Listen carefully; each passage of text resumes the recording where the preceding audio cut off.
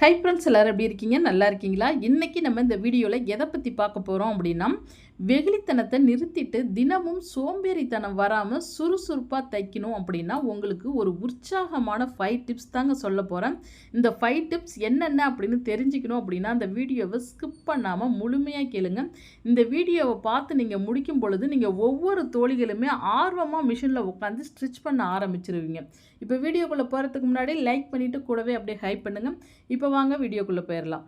இப்போ தினமும் நீங்கள் சோம்பேறித்தனம் வராமல் சுறுசுறுப்பாக தைக்கணும் அப்படின்னா முதல் நீங்கள் செய்ய வேண்டிய விஷயம் எது அப்படின்னு பார்த்தீங்க அப்படின்னா, அந்த வெகுளித்தனத்திலிருந்து நீங்கள் வெளியே வரணுங்க. வெகுளித்தனத்தை முதல்ல ஸ்டாப் பண்ணணும். இப்போ நம்ம ஒரு தொழிலில் சக்ஸஸ் பண்ணணும், சாதிக்கணும் அப்படின்னா எல்லாத்துக்குமே நம்ம வெகுளியாகவும் அப்பாவித்தனமாகவும் இருந்தோம் அப்படின்னா அந்த தையல் தொழிலில் 100% நம்மளால் சாதிக்க முடியாது, சக்ஸஸ் பண்ண முடியாது. அப்போ அந்த வெகுளித்தனத்திலிருந்து வெளியே வர்றது அப்படின்னா என்னங்க அப்படின்னு கேட்டிங்க அப்படின்னா, இப்போ மெயினாக வந்து பார்த்தீங்க அப்படின்னா நம்ம பாசிட்டிவாக நான் உங்களை எவ்வளோ தான் உற்சாகப்படுத்துகிறேன்னு வச்சுங்க. இப்போ 10 பேர் இருக்காங்க அப்படின்னா அதில் ஒரு 8 பேர் உங்ககிட்ட உங்களால் இந்த தையல் தொழில் ஒரு அற்புதமான தொழில், இந்த தொழிலில் எவ்வளோ பேர் சம்பாதிக்கிறாங்க, படித்த பிள்ளைங்களே வந்து பார்த்தா இந்த தையல் தொழில் மேலே ஆர்வமாக இருக்காங்க, பழகுறாங்க, இதில் நிறைய சம்பாதிக்கிறாங்க, இதில் நிறைய தைக்க முடியும், சாதிக்க முடியும்னு சொல்லி ஒரு 8 பேர் உற்சாகப்படுத்துவாங்க.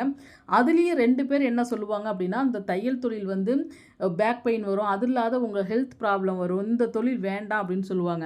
அப்போ உங்களுக்கு என்ன ஒரு ஞாபகம் வரும் அப்படின்னா, அப்போ 8 பேர் சொன்ன அந்த பாசிட்டிவான விஷயத்துக்கு நம்ம முக்கியத்துவம் கொடுக்க மாட்டோம். அந்த 2 பேரும் நெகட்டிவாக சொன்னாங்க பார்த்தீங்களா, அந்த விஷயத்துக்கு தான் நம்ம ரொம்ப ரொம்ப முக்கியத்துவம் கொடுப்போம். அதிலிருந்து தான் நம்மளுக்கு ஒரு சோம்பேறித்தனங்கிறது வருது, நம்ம அந்த வெகுளியாக மாறுறோம். ஏன் அப்படி சொல்கிறேன் அப்படின்னா, இப்போ நான் ஒரு சில வீடியோக்கள் கூட பார்த்துருந்தேன். இப்போ இந்த தையல் மிஷின் வந்து வீட்டில் வந்து வரவேற்பு அறையிலேயே போட்டு ஸ்டிச் பண்ணக்கூடாது, அப்படி மீண்டும் ஸ்டிச் பண்ணனா குடும்பத்தில் ப்ராப்ளங்கள் நிறைய வரும், அது இல்லாத அவங்க வீட்டில் ஏதாவது ஆப்ரேஷன் பண்ணியிருப்பாங்க அப்படின்னு நெகட்டிவாக நிறைய சொல்லியிருந்தாங்க தையல் சம்மந்தப்பட்டதை. அப்போ அதுக்கு பார்த்தீங்க அப்படின்னா பாசிட்டிவாக அவ்வளோ பேர் கமெண்ட் பண்ணியிருந்தாங்க. ஆமாங்க, தையல் மிஷின் எங்கள் வீட்டில் இருக்குது, எங்கள் வீட்டில் நிறைய பிரச்சனை நடந்துகிட்ருக்கு, ஆமாம் அந்த தொழில் வந்து சரியில்லை அப்படின்னு நிறைய பாசிட்டிவாக தான் சொல்லியிருந்தாங்க. அப்போ எல்லாருமே இந்த தையல் சம்மந்தப்பட்டவங்க வீடியோவை எவ்வளோ பேர் பார்த்துருக்கீங்க? அப்போ நீங்கள் பாசிட்டிவாக சொல்கிறீங்க அப்படின்னா, அப்போ ஒருத்தங்க நெகட்டிவாக சொல்கிறதுக்கு நீங்கள் பாசிட்டிவாக சொல்கிறீங்க அப்படின்னா உங்களுக்குள்ள அந்த பாசிட்டிவ் எண்ணம் வரல. அப்போ இந்த தையல் தொழில நம்ம எது சக்ஸஸ் பண்ண முடியாது, இந்த தொழிலில் எவ்வளோ தான் வருமானங்கிறது வந்தாலும் நமக்கு நிலைக்கல அப்படிங்கிற ஒரு எண்ணம் உங்களுக்குள்ளே வந்துருச்சு. இப்போ அவங்க சொல்கிறாங்கன்னு சொல்லி நீங்கள் ஸ்டாப் பண்ணிட்டீங்கன்னு வச்சுங்க, வீட்டிலேயே தைக்கிறதே நிறுத்திட்டீங்க, உங்களுக்கு தையல் தொழில் நல்லா தெரியுது, இப்போ வீட்டில் தைக்கிறத நிறுத்திட்டீங்க அப்படின்னா, இப்போ பார்த்தீங்க அப்படின்னா நான் இப்போ ஒரு 5-6 புடவை ஓரடிக்கிறேன். இப்போ பார்த்தீங்க அப்படின்னா ஒரு நைட்டி எல்லாமே ஆல்ட்ரேஷன் ஒர்க் பண்ண கொடுத்துருக்காங்க. நான் ஒரு ரூ. 300 ரேட் பக்கம் சொல்லியிருக்கேன். அப்போ நான் தைக்கிறத நிறுத்திட்டேன் அப்படின்னா அந்த ரூ. 300 சொல்கிறவங்க தருவாங்களா? அப்போ நெகட்டிவாக அந்த தொழிலை விமர்சனம் பண்ணுறாங்க பார்த்தீங்களா, அவங்க நமக்கு தருவாங்களா? கொஞ்சம் நீங்கள் நினச்சி பாருங்கள். அப்போ எப்படி நமக்கு ப்ராப்ளம் அப்படிங்கிறது வரும் அப்படின்னா, அந்த தையல் தொழிலை பொறுத்த வரைக்கும் நான் சொல்கிற விஷயந்தாங்க உங்கள் எல்லாத்துக்கும் நடந்திருக்கும். ப்ராப்ளம் எதனால் வருது அப்படின்னா, இப்போ இந்த தையல் தொழில் மூலியமாக நமக்கு எந்த ஒரு ப்ராப்ளமும் வரவே வராது. என்னை பொறுத்த வரைக்கும் அதான் சொல்லுவேன். ப்ராப்ளம் அப்படின்னு நம்ம எடுத்துக்கும் பொழுது நமது சோம்பேறித்தனமும் தள்ளி போடுறது தாங்க காரணமாக இருக்கும். ஏன் அப்படி சொல்கிறேன் அப்படின்னு பார்த்தீங்க அப்படின்னா, இப்போ நமக்கு ஆர்டர்ஸ் அதிகம் வருது அப்படின்னா கஸ்டமரே ஒரு 4 நாள் 1 வாரம் டைம் கொடுத்து ஆர்டர்ஸ் நம்மக்கிட்ட கொடுக்குறாங்க அப்படின்னா நம்ம ஒவ்வொரு நாளையும் நம்ம சோம்பேறித்தனத்தால் தள்ளி போட்டுக்கிட்டே இருப்போம். அடுத்த நாள் தைச்சிக்கலாம், அதுக்கு அடுத்த நாள் தைச்சிக்கலாம் அப்படின்னு இருக்கும் பொழுது கஸ்டமர் நம்மக்கிட்ட ரொம்ப வந்து அவங்க ப்ரெஷர் கொடுத்து கேட்கும் பொழுது தான் நம்ம மிஷினில் ஆர்வமாக தைப்போம். அப்போ நம்ம தைக்கும் பொழுது டைமும் நமக்கு ரொம்ப ரொம்ப ரொம்ப கம்மியாக இருக்கும். அப்போ அந்த நேரத்தில் என்ன ஆகும் அப்படின்னா, நம்ம வீட்டில் தைக்கக்கூடிய பெண்களை தான் மெயினாக சொல்கிறேன். நம்ம வீட்டில் தான் தையல் தொழில் செய்கிறோம் அப்படின்னா, அப்போ அந்த டைமில் நமக்கு சமைக்கிற வேலை இருக்கும், அது இல்லாத பாத்திரம் கழுவுறது, துணி கசக்கிறதுன்னு நிறைய வேலை இருக்கும், ஹெல்ப்புக்கும் ஆள் இருக்க மாட்டாங்க. அப்போ நம்ம ஒரு ஆளே செய்கிறதுனால அப்போ என்ன ஆகுது அப்படின்னா, இப்போ இந்த கஸ்டமருக்கு 10 மணிக்கு ப்ளவுஸ் கேட்குறாங்க, காலையில் 10 மணிக்கெலாம் கேட்குறாங்க அப்படின்னா நம்ம அர்ஜெண்ட்டாக ப்ளவுஸை தைக்கிறதா இல்லை வீட்டு வேலையை செய்கிறதான்னு நினப்போம். அப்போ வீட்டு வேலை பெண்டிங் ஆகும். அப்போ நமக்கு அந்த டைமுக்கு சமைக்க முடியாது, வீட்டில் வந்து பார்த்திங்க அப்படின்னா வேறு எந்த வேலையும் செய்ய முடியாது.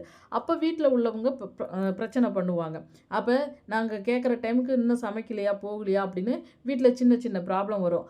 அதுவும் வந்து நம்ம இந்த சோம்பேறித்தனம் இல்லாமல் அன்னன்னைய வேலையை அன்னன்னைக்கே செஞ்சு முடித்தோம் அப்படின்னா இந்த பிரச்சனையும் நமக்கு வராது. வராது. இதனால தான் நமக்கு சின்ன சின்ன ப்ராப்ளம் அப்படிங்கிறது வரும் ஒழிஞ்சு, நம்ம தொழில் மூலியமா இல்ல. அப்ப இந்த பிரச்சனை சின்ன பிரச்சனை தான். இத நம்பளே சரி செஞ்சுக்கணும். அப்ப நம்ம எப்படி தினமும் சுறுசுறுப்பா தைக்கணும் அப்படின்னா, இப்ப நான் ஒரு 2 விஷயம் சொல்றேன். இத நீங்க புரிஞ்சுக்கணும். முதல்ல ஒரு சிலருக்கு எப்படி இருக்கும் அப்படின்னு பார்த்தீங்கன்னா, இப்போ ப்ளவுஸ் அவங்களுக்கு தைக்க இன்ட்ரெஸ்ட் இருக்கும், ஆர்வம் இருக்கும், விருப்பம் இருக்கும். இருந்தாலும் வந்து பார்த்தீங்கன்னா, எப்பயும் டயர்டா இருப்பாங்க, சோர்வா இருப்பாங்க.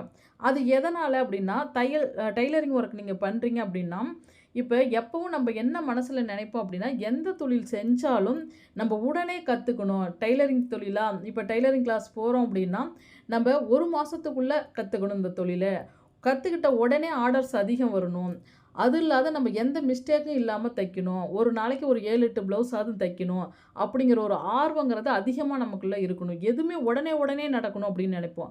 அதனால என்ன செய்வோம் அப்படின்னா, அந்த ஆர்வ கோளாறுல என்ன பண்றோம் அப்படின்னா, நமக்கு ரெகுலரா ஆர்டர்ஸ் வருது அப்படின்னா, அத ஸ்டெப் பை ஸ்டெப்பா நம்ம செய்ய தொடங்கணும் முதல்ல. படிப்படியா நம்ம அன்றன்றைய வேலைய ஒரு நாளைக்கு 4 நாளு அப்படின்னு சொல்லி தைக்க பழகணும். நம்ம என்ன பண்ணுவோம் அப்படின்னா, மொத்தமா நீங்க சேர்த்து வச்சு, அத ஒரே நாள்லயே 7, 8 ப்ளவுஸு, 10 ப்ளவுஸுன்னு நீங்க தப்பீங்க.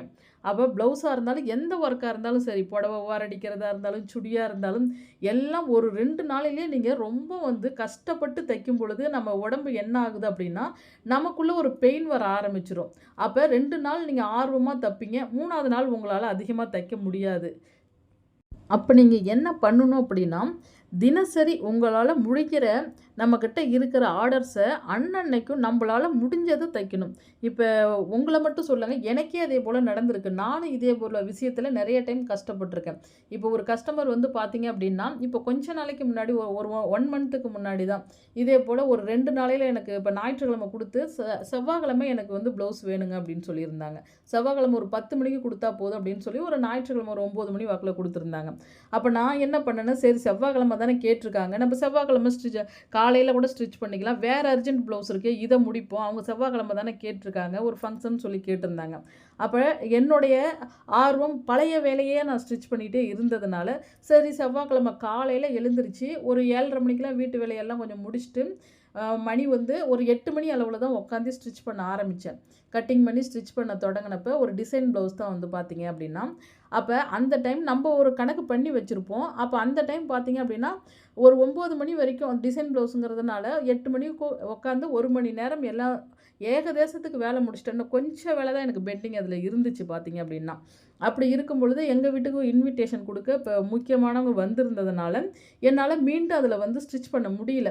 அப்ப வந்தவங்கள தான் நம்ம கவனிக்கிற மாரி இருக்கும். அதனால சூழ்நிலை நமக்கு எப்படி வேணாலும் மாறலாம். எல்லாம் டோட்டலா முடிச்சோம். இவங்கள கவனிக்கிறதா, மிஷின்ல உட்காந்து தைக்கிறதா, இப்படி ஒரு சூழ்நிலை நமக்கு எப்படி வேணாலும் மாறலாம். அதனால நம்ம தள்ளி போடவே கூடாது. அப்ப அந்த கஸ்டமருக்கு என்னால அந்த ப்ளவுஸ தரவே முடியல. அப்ப எனக்கே ஒரு சங்கடமாயிருச்சு. அவங்க ரொம்ப ரொம்ப ரொம்ப வருத்தப்பட்டாங்க. வருத்தப்படுறதுக்கு நம்ம முன்னாடி வருத்தப்படுவாங்க. பார்த்தீங்கன்னா, "என்னங்க இப்படி பண்ணிட்டீங்க?" ஆனா பின்னாடி போய் திட்டுவாங்க நல்லாவே. அப்ப எதனால? அப்ப எல்லாம் டோட்டலா நான் முடிச்சும், சும்மா கொஞ்சம் வேலையால என்னால தர முடியல பாருங்க. இதே இன்னும் ஒரு 10 நிமிஷம் நான் தச்சிருந்தேன் அப்படின்னா, அந்த ப்ளவுஸே முடிச்சிருப்பேன். அந்த கஸ்டமருக்கு ஸ்டிச் பண்ணி குடுத்துருப்பேன். அப்ப நான் அந்த டைம எப்படி வேஸ்ட் பண்ணியிருக்கேன் பாருங்க. எது நம்ம ஒரு ஃபங்ஷன் சொல்றாங்களோ, அது வந்து அர்ஜென்ட்டா வேணும் அப்படின்னு சொல்றாங்கன்னா, அந்த வேலைய முடிச்சுட்டு தான் மற்றபடி வந்து நார்மலா வீட்டுக்கு போட்டிருக்கவங்களத நான் ஸ்டிச் பண்ணியிருக்கணும். ஆனா நானு அர்ஜென்ட்ட தைக்காம பழைய வேலைய தச்சதுனால, அந்த கஸ்டமருக்கு கரெக்ட் டைம்ல என்னால தர முடியல. அப்ப இந்த தவறு எதனால நடந்தது அப்படின்னா, என் மேல தான் தவறு. அப்ப நம்ம மேல தான் தவறு. அப்ப நம்ப டைம முதல்ல புரிஞ்சுக்கணும். நம்ம ஒவ்வொருத்தருமே நானா இருந்தாலும் சரி, யாரா இருந்தாலும் டெய்லரிங் ஒர்க் செய்றவங்க, ஒவ்வொரு நாளையுமே நம்ம சரியா பயன்படுத்தணும். பிளான் பண்ணணும். ஏன்னா சூழ்நிலை எப்படி வேணாலும் மாறலாம். நீங்க சேர்த்து வைப்பீங்க. மொத்தமா வந்து நான் ஒரே நாளையில 7 ப்ளவுஸ்லாம் தப்பேன், 8 ப்ளவுஸ்லாம் தப்பேன்னு சொல்லி, நம்ம வரக்கூடிய வேலைய சேர்த்து வச்சு நம்ம மல்லு கட்டி அடிக்கலான்னு நம்ம ஸ்டிச் பண்ணாலும், இயற்கை எப்படி வேணாலும் மாறலாம். கரண்ட் கட் ஆகலாம். எது வேணாலும் நடக்கலாம். அப்ப நீங்க எங்கேயாவது ஊருக்கு போற சூழ்நிலை வரலாம். அதனால தையல் தொழில பொறுத்தவரைக்குமே எப்பயுமே நம்ம பிளான் பண்ணணுங்க. பிளான் பண்ணாம இருந்தோம் அப்படின்னா, இந்த தொழில்ல நம்ம முழுமையா செயல்பட முடியாது. நெறைய அதிக வருமானம் பார்க்க முடியாது. அப்ப நம்ப மல்லு கட்டி நம்ப கஷ்டப்பட்டு செய்யறதுனால தான் உங்களுக்கு ரொம்ப அந்த தொழில் வந்து கடினமா தெரியும். எனக்கு பேக் பெயின் வருது, எனக்கு கை, கால் வலிக்குது அப்படின்னா, நீங்க ரொம்ப ரிஸ்க் எடுத்து செய்றீங்க. அப்போ நம்ம ரிஸ்க் எடுத்து செய்யும் பொழுது உடல் சோர்வுங்கிறது வரும். நல்ல 3 வேளை சாப்பிட மாட்டோம், டைம் இருக்காது. அப்போ கஸ்டமருக்கு கொடுத்தாகணுமேன்னு இந்த 1 வாரம் செய்யக்கூடிய வேலையில நம்ம 2 நாளையில ரிஸ்க் எடுத்து செய்யறது. இதனால தான் நமக்கு உடல் சோர்வு அப்படிங்கிறது கண்டிப்பா வரும். அடுத்து பார்த்தீங்க அப்படின்னா, இந்த சோம்பேறித்தனம். இந்த சோம்பேறித்தனங்கிறது எப்படின்னு பார்த்தீங்கன்னா, நமக்கு உடல் கை, கால் வலி, பெயின்லாம் எதுவும் இருக்காது. ஆனா ஒரு விதமான மலப்புத்தன்மை அப்படின்னா, ஒரு இன்ட்ரெஸ்ட்டே இருக்காது. மிஷின்ட்ட போய் ஒரு ஒரு 5 நிமிஷம் தச்சாவே எழுந்திரிச்சிடலாம். இப்ப தச்சு என்ன பண்ண போறோம்? அப்படின்னு ஒரு ஆர்வமே இல்லாம இருக்கிறது. அப்ப அந்த ஆர்வமே இல்ல அப்படின்னா, மிஷின்ல தைக்கவே முடியாது. இப்ப எவ்வளோதான் உங்களுக்கு ஆர்டர்ஸ் வருது.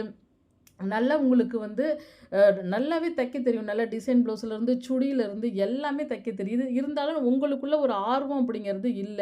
ஒரு மலப்புத்தன்மை, சோம்பேறித்தனம் அப்படிங்கிறது வந்துருச்சு அப்படின்னா, ஆரம்பத்திலேயே அந்த சோம்பேறித்தனத்த நம்ம சரி பண்ணணுங்க. நீங்க தையல் தொழில்ல சாதிக்கணும், சக்சஸ் ஆகணும் அப்படின்னா, நீங்க ஆரம்பத்திலேயே அந்த சோம்பேறித்தனத்த சரி செஞ்சுட்டீங்க அப்படின்னா, இதில நெறைய சம்பாதிக்கலாம், சாதிக்கலாம். அதே அந்த சோம்பேறித்தனத்த நீங்க வளர விட்டுட்டீங்க அப்படின்னா, அது நாளடைவில இந்த தையல் தொழில்ல நீங்க பண்ண விடாமயே ஸ்டாப் பண்ணிரும். அப்ப நம்ம என்ன பண்ணலாம் அப்படின்னா, அந்த சோம்பேறித்தனம் வராம இருக்க, நீங்க மெயினா நான் சொல்ற பயிற்சிய எடுங்க. இப்ப நீங்க தினசரி ஒரு வாரம் நம்ம டைம் எடுத்துக்கலாம். ஒரு 7 நாள் மட்டும் டைம் எடுத்துக்கங்க. 7 நாளும் நீங்க என்ன பண்றீங்க அப்படின்னா, ஒரு நாளைக்கு 4 ப்ளவுஸ் தைக்கணும். இப்ப லைனிங் ப்ளவுஸ்ல ஒரு 2, நார்மல் ப்ளவுஸ்ல ஒரு 2. என்னங்க ஒரு நாளைக்கு 4 ப்ளவுஸா? நீங்க நல்ல எக்ஸ்பீரியன்ஸா நல்ல ஃபேமஸ் டெய்லராவே கூட இருக்கலாம். அப்ப 7 நாளும் 4 ப்ளவுஸ் தைக்கணும். அப்ப நீங்க சொல்லுவீங்க, என்னங்க ஒரு நாளைக்கு 4 ப்ளவுஸ் அதெல்லாம் எங்களுக்கு சர்வ சாதாரணமான விஷயம். நான் ஒரு நாளைக்கு 10 ப்ளவுஸே ஈஸியா தைப்பேன். ஒரு நாளைக்கு 4 என்னால தைக்க முடியாதா? அப்படிம்பீங்க. நல்லா நீங்க ஃபேமஸாவே தச்சுக்கிட்டு இருந்தீங்கனாலும், இடையில அந்த சோம்பேறித்தனம் நமக்குள்ள வந்துருச்சு அப்படின்னா, அந்த 4 ப்ளவுஸையே தைக்க விடாம தடுக்கும். அப்ப நீங்க பயிற்சி எடுக்கணும். அப்ப உங்களால தைக்க முடியாம மலப்பா இருக்கும், சோர்வா இருக்கும், மிஷின்ட்டயே நெருங்க முடியாது. ஆனா, நீங்க விடாம முயற்சி செஞ்சுக்கிட்டே இருக்கணும். ஃபர்ஸ்ட்டு முயற்சி மட்டும் இதுக்கு பத்தாது. விடாமுயற்சி செஞ்சீங்கன்னா மட்டும் தான் தொடர்ந்து உங்களால ஸ்டிச் பண்ண முடியும். ஃபர்ஸ்ட்டு நீங்க 4 தைக்கிறப்ப உங்களுக்கு அவ்வளவுக்கும் சோம்பேறித்தனங்கிறது கம்மியா இருக்கும். 2வது நாள் நீங்க தைக்கிறப்ப ஓரளவுக்கு ஓகேவா இருக்கும். அதே 3வது நாள் தைக்கிறப்ப உங்க மனசு தோணும். சரி நாள் 4 ப்ளவுஸ் தைச்சுட்டோம். 2வது நாள் 4 ப்ளவுஸ் தைச்சுட்டோம். 3வது நாள் ஆயிடுச்சு. சரி நாளைக்கு அந்த 8 ப்ளவுஸா தச்சுக்கிட்டா என்ன? அப்படிலாம் நம்ம மைண்டு யோசிக்க தோணும். அப்படி அந்த மைண்ட நீங்க யோசிக்கவே கூடாது. ஒரு நாளைக்கு 4 நாள். நான் சொல்ற மாரியே நீங்க கணக்கு பண்ணுங்க. அப்படி தினமும் நீங்க 4 ப்ளவுஸா நீங்க தச்சுக்கிட்டு வந்தீங்க அப்படின்னா, அந்த 1 வாரம் நீங்க எடுக்கக்கூடிய பயிற்சி உங்கள அந்த சோம்பேறித்தனத்திலருந்து கண்டிப்பா வெளிய கொண்டு வரும். இதே நீங்க சேர்த்து தச்சுக்கலாம் அப்படின்னு அந்த பயிற்சி எடுத்தீங்கன்னா முடியவே முடியாது. அப்ப நான் சொல்ற மாரி நீங்க 7 நாளும் 4 நாளும் இப்படி தச்சு முடிச்சு பாருங்க. அப்ப உங்களுக்குள்ள அந்த சோம்பேறித்தனம் விலக ஆரம்பிக்கும். கொஞ்சம் கொஞ்சமா உங்கள விட்டு ஸ்டெப் பை ஸ்டெப்பா நகரும். ஆரம்பத்தில உங்களுக்கு இந்த 1 வாரத்தில ஒரு 3 நாள் ரிஸ்க் இருக்காது. மறுபடியும் ஒரு 4 நாள் ரொம்ப கஷ்டமா இருக்கும். அப்படி மட்டும் நான் சொன்ன மாரி தொடர்ச்சியா நீங்க 4 ப்ளவுஸ் தச்சுட்டீங்கன்னு வச்சுக்கங்க. ஒரு நாளைக்கு 4 நாள் தச்சுட்டீங்க அப்படின்னா, கண்டிப்பா உங்களுக்குள்ள சோம்பேறித்தனம் உங்கள விட்டு போயிடும். அதுக்கு ரொம்ப கொஞ்சம் ரிஸ்க் எடுத்து தான் ஆகணும். நம்ம இந்த தொழில்ல சக்சஸ் பண்ணணும், சாதிக்கணும் அப்படின்னா, ரிஸ்க் இல்லாம எதுவுமே பண்ண முடியாது. அப்படி நான் ஒரு நாளைக்கு 4 ப்ளவுஸ் தைக்கலான்னு முயற்சி பண்ணனாலும் என்னால முடியலங்க. அப்பயும் என்னால தடைப்பட்டு போயிடுச்சே, அப்பயும் என்னால இதுலருந்து மீண்டு வர முடியலையே அப்படின்னு சொன்னீங்கன்னா, அப்ப நீங்க என்ன பண்ணணும் அப்படின்னா, எது எதுல உங்க நேரத்த வேஸ்ட் பண்றீங்க, அத முதல்ல கணக்கு பண்ணுங்க. எதனால நமக்கு டைம் பத்தல? அப்ப உங்களுக்கு இப்ப ஒரு சில தோழிகள் சொல்றது, "எனக்கு நேரமே பத்தலங்க. எனக்கு டைமே பத்தல. நான் எவ்வளோதான் வீட்டு வேலை ஒரு பக்கம் ஹார்ட் ஒர்க் பண்ணி பண்றேன். அது இல்லாத தையல் மிஷின்லயும் உட்காந்து ஸ்டிச் பண்ணா எனக்கு நேரம் பத்தல." அப்படின்னா, உங்க நேரத்த எது எதுல வேஸ்ட் பண்றீங்கன்னு முதல்ல பார்க்கணும். இப்ப பார்த்தீங்க அப்படின்னா, நானா ஆரம்ப கட்டத்திலருந்து என்னுடைய நேரத்த எது எதுல வேஸ்ட் பண்ணியிருந்தனோ, அதெல்லாம் ஒரு நாள் நோட் பண்ணேன். அப்ப நீங்க ஒரு 10 நிமிஷம் நல்லா தினசரி இப்ப இன்னைக்கு என்னென்ன வேலை பார்த்தீங்க? நாளைக்கு என்னென்ன வேலை பார்த்தீங்க? அப்படின்னு ஒரு 3 நாள் நீங்க என்னென்ன பயிற்சி எடுத்தீங்க? எது எதுல உங்க டைம் வேஸ்ட் ஆச்சு? அப்படின்னு சொல்லி ஒரு 5 நிமிஷம் யோசிக்கணும். இப்ப பார்த்தீங்க அப்படின்னா, நெறைய பேர் பார்த்தீங்கன்னா, இப்ப ஒரு கஸ்டமர் வராங்கன்னா, ஒவ்வொரு கஸ்டமர்கிட்டயும் 1/2 மணி நேரம், 1 மணி நேரம் பேசிக்கிட்டு இருந்தோம் அப்படின்னா, கண்டிப்பா அவங்க ரொம்ப பழக்கப்பட்டவங்களா இருப்பாங்க. ஆனா உட்காந்து அவங்க நம்மகிட்ட பேசிக்கிட்டே இருப்பாங்க. வார்த்தை விட்டுக்கிட்டே இருப்பாங்க. நம்மளும் கூடவே பேசிக்கிட்டு இருந்தோம்னா, அதில நமக்கு கண்டிப்பா டைம்ங்கிறது வேஸ்ட் ஆகும். ஒவ்வொரு கஸ்டமரும் நம்ம டைம் வேஸ்ட் பண்ணுவாங்க. அவங்க கிட்ட இருந்து நம்ம நாசூக்கா பேசி நம்ம டைம நம்ம மிச்சப்படுத்த பாருங்க. அடுத்து பார்த்தீங்க அப்படின்னா மொபைல் பார்க்குறதெல்லாம் பார்த்தீங்க அப்படின்னா, நல்லா நான் ஒரு டைம் சுறுசுறுப்பா இருந்தேன். நல்லா எனர்ஜியா ஸ்டிச் பண்ணிட்டே இருந்தேன். அப்போ பார்த்தீங்க அப்படின்னா, அந்த செய்தி சேனல்லாம் இப்போ பார்த்தீங்கன்னா, நெறைய வந்து இந்த ஆக்சிடென்ட், டெத்து இதே போல அதிகமா பார்க்கறதுனால, நம்ம மனச பாதிக்குது. அது வந்து பார்த்தீங்க அப்படின்னா, என்ன தைக்க விடாம ஒரு சோம்பேறித்தனமா அது வந்து ஒரு மைண்ட் அப்செட்டாவே ஆயிடுச்சு. அப்படி அதே போலலாம் நம்ம பார்க்கும் பொழுது, நம்மகிட்ட இருக்க உற்சாகம் குறையத் தொடங்கிரும். அப்ப நம்ம மனச பாதிக்கும். அதே போல இருக்கிற விஷயத்த நம்ம அவாய்ட் பண்ணணும். எதெல்லாம் நம்ம உற்சாகத்த குறைக்குதோ, அந்த விஷயத்திலிருந்து நம்ம வெளிய வரணும். அது இல்லாத பார்த்தீங்க அப்படின்னா, தினமும் உங்களால முடிஞ்சது நம்ம தூங்குறோம் அப்படின்னா, இப்ப பகல் தூக்கம் அப்படிங்கிறது பார்த்தீங்க அப்படின்னா, கண்டிப்பா ஒரு சிலர் இருக்கக்கூடாது அப்படின்னு சொல்லுவாங்க. நீங்க இரவு நேரத்தில ரிஸ்க் எடுத்து தச்சீங்கன்னா, பகல்ல நம்மளால தைக்கவே முடியாது. கண்டிப்பா நம்ம உடம்புக்கு ரெஸ்ட் குடுக்கணுங்க. நம்ப சோர்வு இல்லாம சுறுசுறுப்பா தைக்கணும் அப்படின்னா, நம்ப ஹெல்த் முக்கியம் அப்படின்னா, நான் கண்டிப்பா நைட்லலாம் ஒரு 12 மணி, 1 மணி வரைக்கும் ஸ்டிச் பண்ணேன் அப்படின்னா, பகல்ல 1 ஹவர், 2 ஹவர் வந்து நான் தூங்கிட்டு நல்லா ரெஸ்ட் எடுத்துட்டு தச்சா தான் என்னால திருப்பி மிஷின்ல உட்கார முடியும். நான் இரவும் கண்ணு முழிச்சு, பகலும் கண்ணு முழிச்சேன் அப்படின்னா, கண்டிப்பா என்னால மிஷின்ல ஆர்வமா ஸ்டிச் பண்ண முடியாது. அப்ப நம்ப என்ன செய்யணும்? நம்பளால முடிஞ்ச அளவுக்கு சின்ன சின்ன பயிற்சியா எடுக்கணும். சின்ன சின்ன பயிற்சியா எடுத்து தான் இந்த சோம்பேறித்தனத்திலிருந்து நம்ப மீண்டு வரணும். அடுத்த விஷயம் பார்த்தீங்க அப்படின்னா, நீங்க தினமும் இன்ட்ரெஸ்ட்டா, ஆர்வமா தைக்கணும் அப்படின்னா, உங்க அனைவர்கிட்டயுமே என்ன உட்பட சொல்றேன், நம்ம எல்லார்கிட்டயுமே சேமிக்கிற பழக்கம் அப்படிங்கிறது இருக்கணுங்க. நீங்க தையல் தொழில்ல ஒரு நாளைக்கு ரூ. 500 சம்பாதிக்கலாம், ரூ. 1000 சம்பாதிக்கலாம், ஏன் ஒரே நாளையில 2000 கூட சம்பாதிக்கலாம். ஆனா உங்ககிட்ட இந்த சேமிக்கிற பழக்கம் இருந்தா மட்டும் தான் உங்களுக்கு ஆர்வம், இன்ட்ரெஸ்ட், விருப்பம் கண்டிப்பா வருங்க.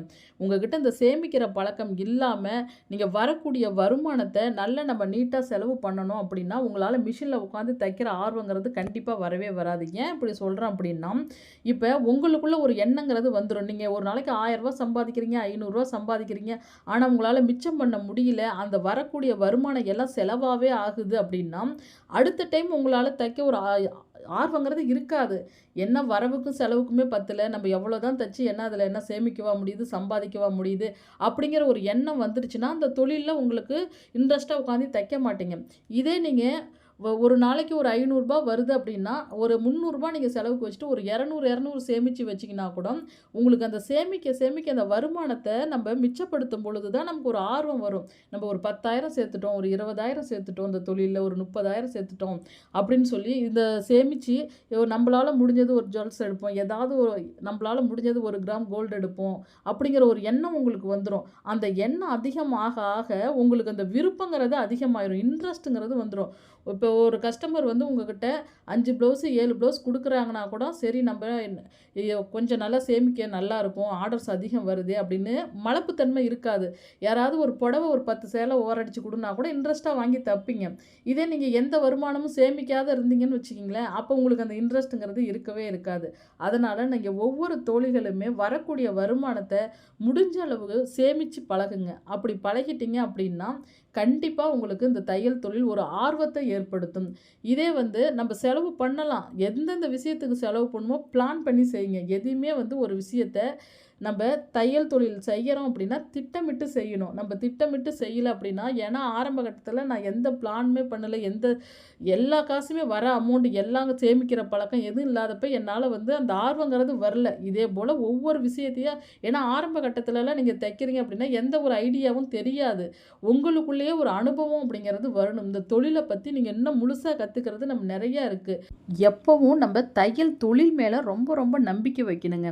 நம்ம இந்த தொழில் மேல எந்த அளவுக்கு நம்பிக்கை வைக்கிறோமோ, அந்த நம்பிக்கை கண்டிப்பா நம்மள ஒரு மிகப்பெரிய டெய்லர் ஆக்கும். கண்டிப்பா நீங்க ஒவ்வொரு தோழிகளுமே முயற்சி செய்யுங்க. உங்களாலயும் சோம்பேறித்தனத்திலிருந்து கண்டிப்பா வெளிய வர முடியும். இப்ப மெயினா என் விஷயத்திலே எடுத்துக்கிட்டீங்க அப்படின்னா, நான் இப்ப யூடியூப் சேனல் ஆரம்பிக்கிறதுக்கு முன்னாடி நான் வீட்ல உள்ளவங்க கிட்ட பர்மிஷன் கேட்கும்போது, இதே போல யூடியூப் சேனல் ஆரம்பிக்கிறேன் அப்படின்னு சொல்லியிருந்தேன். அப்ப நெறைய வந்து லட்சக்கணக்கான பேர் யூடியூப் சேனல் வச்சிருக்காங்க. டெய்லரிங் வீடியோ போட்டுட்ருக்காங்க. இதில எப்படி உன்னால சக்சஸ் ஆக முடியும் அப்படின்னு கேட்டாங்க. கண்டிப்பா என் தொழில் மேல நம்பிக்கை இருக்கு. நான் வந்து ஸ்டெப் பை ஸ்டெப்பா நான் வளர்ந்து வர முடியும் என்னால அப்படின்னு சொல்லி நான் மன உறுதியோட தான் ஆரம்பிச்சேன். என் தையல் தொழில் என்னை கைவிடாது அப்படின்னு நான் மன உறுதியோட ஆரம்பிச்சேன். அதே போலயே வந்து பார்த்தீங்க அப்படின்னா, ஒவ்வொரு வாடிக்கையாளர்களும் பார்த்தீங்கன்னா, இன்னைக்கு 1,00,000க்கு மேல சப்ஸ்கிரைப் பண்ணி எனக்கு சப்போர்ட் பண்ணியிருக்கீங்க. அப்ப இந்த தையல் தொழில் என்னை இன்ன வரைக்கும் கைவிடாம காப்பாத்திக்கிட்டு இருக்கு. அதேபோல உங்க ஒவ்வொரு தோழிகளையும் கடைசி வரைக்கும் காப்பாத்தும். அதனால நீங்க இந்த சோம்பேறித்தனத்திலிருந்து வெளிய வாங்க. முயற்சி செஞ்சால் முடியாதது எதுவுமே இல்லைங்க. இப்போ நான் முயற்சி செஞ்சதுனால தான் எனக்கு இந்த அளவுக்கு நீங்கள் வாடிக்கையாளர்கள் இருக்கீங்க. நான் எந்த ஒரு முயற்சியுமே செய்யாமல் சரி வீட்டில் உள்ளவங்க தான் வேண்டான்னு சொல்கிறாங்களே அப்படின்னு சொல்லி நான் ஆரம்பிக்காத இருந்திருந்தேன் அப்படின்னா இந்த அளவுக்கு நான் உங்களுக்கு எல்லாத்துக்குமே ப்ளவுஸ்லேருந்து எல்லாம் சொல்லி கொடுத்துருக்க முடியாது. ஏன்னா வந்து இப்போ பார்த்தீங்க அப்படின்னா நான் யூடியூப் சேனல் ஆரம்பிக்கிறதுக்கு முன்னாடி ஒரு 7-8 வருஷத்துக்கு முன்னாடி எங்கள் ஊர்லேயும் வந்து தையல் கிளாஸ் தான் சொல்லி கொடுத்துக்கிட்டு இருந்தேன். இப்போ ஆர்டர்ஸ் அதிகம் வரதுனால 2ம் என்னால் ரன்னிங் பண்ண முடியல. அவங்களே என்கிட்ட கற்றுக்கிட்டவங்க, உங்களால் இப்போ நாங்களும் ஒரு ஃபேமஸ் டெய்லர் ஆகி தச்சுக்கிட்டு இருக்கேங்க. எனக்கு இந்த தையல் தொழில் நிறைய வருமானம் வருது அப்படின்னு சொல்லும்போது நமக்கு எவ்வளோ உற்சாகமாக இருக்குது பாருங்கள். அதனால தான் நான் என் மனசில் நினச்சதே என்ன அப்படின்னா உங்கள் எல்லாரையுமே உற்சாகப்படுத்தணும். நம்ம எவ்வளோ பேர் சோம்பேறித்தனத்தால் இன்றைக்கி தைக்காமல் இருந்துகிட்ருக்காங்க. அனைவருமே வந்து சம்பாதிக்கணும், இதில் சாதிக்கணும் அப்படிங்கிறதுனால தான் உங்களுக்கு நான் உற்சாகம் தர மாதிரி வீடியோ போட்டுக்கிட்டே இருக்கேன். சரிங்க ஃப்ரெண்ட்ஸ், இப்போ தான் நம்ம சேனலை ஃபஸ்ட் டைம் பார்க்குறீங்கன்னா சப்ஸ்கிரைப் பண்ணுங்கள், உங்கள் ஃப்ரெண்ட்ஸுங்களுக்கு ஷேர் பண்ணுங்கள். நெக்ஸ்ட்டு இன்னொரு உற்சாகமான வீடியோவில் பார்ப்போம். Bye friends.